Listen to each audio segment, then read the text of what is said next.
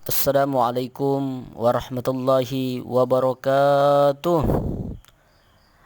Alhamdulillahi rabbil alamin. Wabihi nasta'in ala umurid dunya waddin. Wal aqibatu lil muttaqin. Wala udwana illa ala zalimin. Ma ba'du. Anak soleh dan soleha, apa kabarnya? Alhamdulillah, luar biasa bersama juara genggam dunia. Allahu Akbar. Bagaimana kabarnya anak soleh dan soleha? Mudah-mudahan kita semua selalu diberikan kesehatan oleh Allah Subhanahu wa taala, baik kesehatan jasmani maupun kesehatan rohani ya. Anak soleh dan soleha, dari pertemuan pertama waktu itu ya dengan Abi sampai sekarang belum pernah lagi ya Abi menemukan memang materi bertemu dengan Abi ya. Memang materi di kelas 6 ini untuk pembelajaran sejarah kebudayaan Islam itu kita cuma ada 4 bab. Jadi cuma sedikit sekali ini materi kita ya. Materi kita yang akan kita pelajari di kelas 6 ini, semester 1-nya cuma 2 bab, semester 2-nya nanti itu cuma 2 bab ya. Baik anak-anak soleh dan soleha, seperti biasa mari kita awali pembelajaran kita hari ini untuk mendapatkan ridha Allah Subhanahu wa taala. Mari kita bersama-sama melafazkan basmalah. Bismillahirrahmanirrahim. Anak soleh dan soleha, kalau waktu itu kita sudah mempelajari Khalifah Utsman bin Affan ini, yakni silsilah ya, terus kepribadian, peran Utsman bin Affan setelah masuk Islam. Selanjutnya kita akan mempelajari yakni Utsman bin Affan itu diangkat menjadi khalifah, perjuangan Khalifah Utsman bin Affan ketika beliau menjadi khalifah, dan akhir pemerintahan Khalifah Utsman bin Affan. Itu yang akan kita pelajari selanjutnya ya. Baik anak soleh dan soleha, Utsman bin Affan diangkat menjadi khalifah. Utsman ini adalah khalifah yang ketiga ya, menggantikan Khalifah Umar bin Khattab. Utsman bin Affan ini menjadi khalifah atas hasil musyawarah, yang dimana sebelum Umar bin Khattab ini lengser dari jabatannya sebagai khalifah, ini Umar menunjuk 6 sahabat untuk bermusyawarah, untuk berunding, menentukan kira-kira siapa nih yang akan menggantikan ia untuk menjadi khalifah pada saat itu.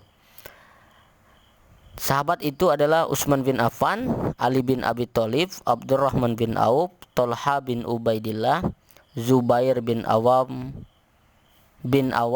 Sa'ad bin Abi Waqqas ya. Nah, dari keenam sahabat ini yang ditunjuk sebagai ketua musyawarah pada saat itu yakni Abdurrahman bin Auf ya.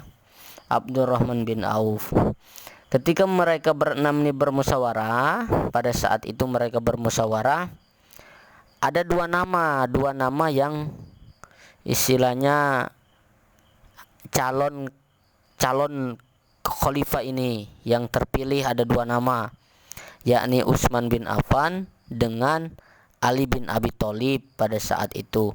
Nah, akhirnya setelah dipilih, ditelaah, ini kira-kira siapa nih yang cocok untuk menjadi khalifah dari kedua ini ya. Yang kedua ini siapa kira-kira yang cocok untuk menjadi khalifah. Nah, ternyata yang dipilih adalah Utsman bin Affan yang menggantikan Khalifah Umar bin Khattab. Nah, ketika terpilihnya Utsman bin Affan ini bukan hanya sekedar orang-orang langsung milih Utsman bin Affan, akan tetapi ada alasan kenapa Utsman ini dipilih, bukan Ali yang terpilih kan pada saat itu. Yang pertama alasannya adalah Utsman bin Affan ini lebih tua daripada Ali ya, sahabat lebih tua daripada Ali. Dan yang kedua, Utsman bin Affan ini salah satu sahabat yang termasuk pada golongan as-sabiqunal awwalun. Ini golongan orang yang pertama kali masuk Islam pada dakwah Rasul ya. Jadi pada dakwah Rasulullah ini Utsman bin Affan termasuk golongan as-sabiqunal awwalun. Nah, untuk lebih singkatnya bisa kita simpulkan Utsman bin Affan ini sahabat dekat Rasul ya. Nah, ketika Utsman bin Affan ini sudah terpilih, maka mulailah kalau bahasa kita sekarang ini dilantik ya. Dilantiknya Utsman, disahkannya Utsman. Kalau bahasa dulunya atau bahasa Arabnya itu dibaiat ya, dikokohkan. Utsman bin Affan ini menjadi khalifah itu pada tahun 23 Hijriah atau 644 Masehi. Umur beliau itu 70 tahun ya. Jadi 70 tahun beliau ini umur beliau 70 tahun ini baru menjadi khalifah ya. Itu.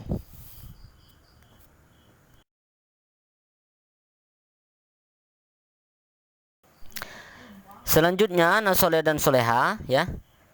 Setelah Utsman ini menjadi khalifah atau dilantiknya Utsman ini menjadi khalifah, ada beberapa perjuangan Utsman bin Affan yang sampai saat ini masih dirasakan oleh umat Islam ya. Yang pertama, perjuangan Utsman bin Affan itu pembangunan Masjid Nabawi. Pembangunan di sini bukan membangun dari awal ya. Masjid Nabawi ini zamannya Rasul sudah ada. Zamannya Nabi Muhammad masih hidup ya sudah ada ya. Tapi belum semegah, belum mewah ya, belum gede seperti ini. Masjid Nabawi itu direnovasi pada zaman Utsman bin Affan bertepatan pada tahun 29 Hijriah bulan Rabiul Awal ya. Pada bulan Rabiul Awal itu. Jadi Masjid Nabawi itu diperluas ya. Tiang-tiangnya dari batu bundar, atapnya dari kayu, dan dindingnya diukir dengan ukiran-ukiran yang indah. Yang kedua, ini pengumpulan Al-Quran atau lebih ininya zaman Utsman bin Affan ini Al-Quran itu dijadikan mushaf ya. Nah, pada zaman Utsman bin Affan ini sebenarnya Al-Quran itu sudah mulai dikumpulkan atau dicari ya. Itu pada zaman Khalifah Abu Bakar ya. Abu Bakar, dan pada zaman Umar bin Khattab disimpan, dan pada zamannya Utsman bin Affan ini baru dibukukan. Nah, pada zaman Abu Bakar ditunjuklah salah seorang sahabat yang bernama Zaid bin Sabit ya untuk mencari Al-Quran. Jadi Al-Quran itu dulu enggak menyatu seperti sekarang. Al-Quran itu ada yang ditulis di pohon, di batu, di batang kurma ya. Jadi itulah yang itu masih berceceran. Nah, pada zamannya Abu Bakar itu dicari, dikumpulkan, cuman belum disatukan. Nah, pada zamannya Umar itu disimpan dan dititipkan di rumah anaknya Umar yang bernama Hafsah binti Umar ya. Nah, pada zamannya Utsman bin Affan pada tanggal 26 Hijriah ini Khalifah Utsman bin Affan menetapkan kebijakan untuk membukukan Al-Quran. Langkah yang pada saat itu langkah yang ditempuh oleh Utsman bin Affan ini untuk membukukan Al-Quran, yang pertama Utsman bin Affan meminta kumpulan Al-Quran yang ada di rumah anaknya Umar, Hafsah binti Umar tadi. Yang kedua, Utsman bin Affan ini membentuk sebuah panitia, yang dimana panitia itu terdiri dari 4 orang, diketuai oleh Zaid bin Sabit. Ada anggotanya Abdullah bin Zubair, Sa'ad bin As, dan Abdurrahman bin Haris. Nah, tugas panitia ini adalah menyalin ulang ayat-ayat Al-Quran dalam sebuah buku yang disebut dengan mushaf. Nah kan, mushaf, dan dijadikan 5 pada saat itu, 5 buah. 4 diantaranya dikirim ke Mekah, Suriah, Basra, dan Kufah. Adapun yang satunya ditinggal di Madinah, disebut dengan mushaf Utsmani. Nah ini ya. Nah di sekarang kan kita sudah enak ya, sudah mau Al-Quran tinggal baca ini ya itu ya. Kalau zamannya sahabat dulu ya, pada zamannya Utsman itu baru dijadikan mushaf. Yang ketiga, perjuangan Utsman bin Affan itu yakni perluasan kekuasaan Islam. Perluasan kekuasaan Islam ini luar biasa ya. Yang pertama, di mana pada masa Khalifah Utsman bin Affan ini sering terjadi pemberontakan di Persia, terus pemberontakan di Iskandaria ya. Terus adapun perluasan ke Armenia ya. Nanti anak-anak untuk lebih jelasnya bisa dibaca di dalam buku cetaknya ya. Dan perluasan wilayah ke Tunisia. Dan yang keempat itu membentuk armada laut. Membentuk armada laut ini usulan dari gubernur Syria yang bernama Muawiyah bin Abi Sufyan, mengusulkan kepada Khalifah Utsman agar membentuk armada laut, angkatan laut ya. Armada laut sangat diperlukan karena perang pada saat itu tidak hanya terjadi di daratan tetapi juga terjadi di lautan ya. Nah, atas usul Muawiyah bin Abi Sufyan ini akhirnya Utsman pun menyetujui untuk pembentukan angkatan laut itu. Dan yang kelima, perjuangan Khalifah Utsman bin Affan adalah kebijakan dalam bidang pemerintahan. Nah, dalam bidang pemerintahan inilah nanti ada yang kebijakan Utsman itu yang banyak tidak disenangi oleh musuh-musuhnya lah, oleh orang-orang pada saat itu ya.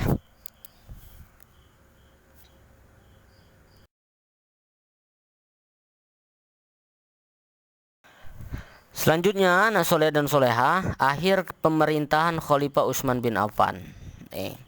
Akhir pemerintahan Khalifah Utsman bin Affan itu salah satu yang menjadi penyebab Utsman bin Affan itu istilahnya lengser dari jabatannya karena kebijakan Utsman bin Affan dalam mengangkat saudaranya menjadi pejabat. Ini banyak orang yang tidak senang, banyak orang yang istilahnya iri ya.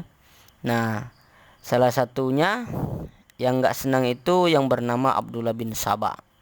Nah, Abdullah bin Saba ini menyebarkan fitnah ya, agar orang-orang ini benci atau memusuhi Khalifah Utsman bin Affan.